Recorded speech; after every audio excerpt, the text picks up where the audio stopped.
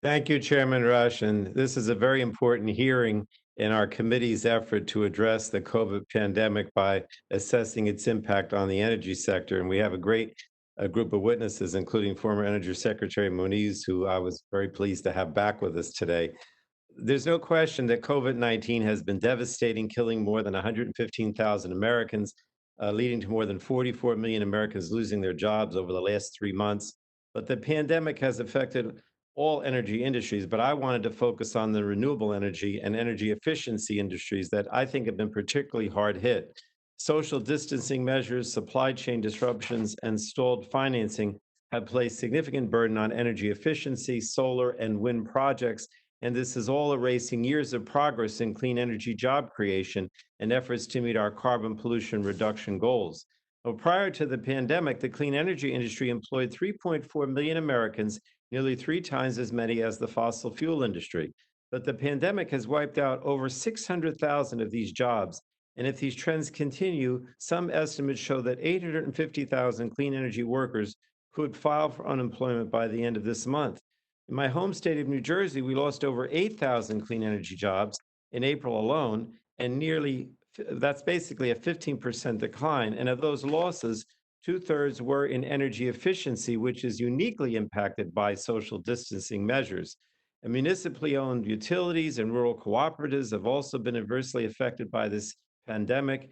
Because they're not for profit entities, customers could ultimately be forced to pay much higher rates at a time when many are out of work. And the oil and gas industry is also hurting, and we should be helping those workers along with others in the energy sector. But clean energy workers are crucial to helping our transition to a more sustainable economy. Climate change is an existential crisis.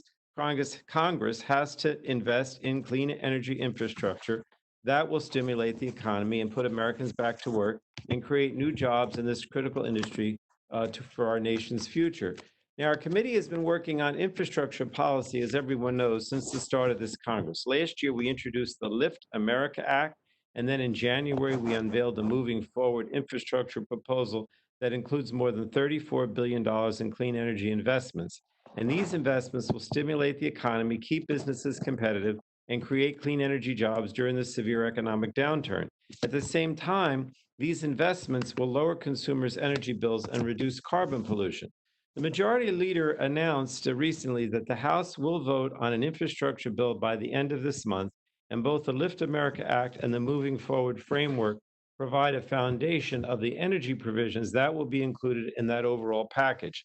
But it's also important to point out that the lack of certainty regarding renewable energy tax credits has hurt the industry. I know that's not in our committee, it's in Ways and Means, but I have to mention it because while recent action by the Department of Treasury to delay certain in-service data has helped, the clean energy industry needs certainty and assistance. And I believe that it's critical that any recovery package include an extension of these expiring tax credits. And I've been hearing that from industry representatives. If we create new jobs in an industry that was steadily growing before the pandemic, we can maintain momentum towards a cleaner future. And it's also critical that we help stimulate the energy sector, that we're mindful of the need to make it more diverse.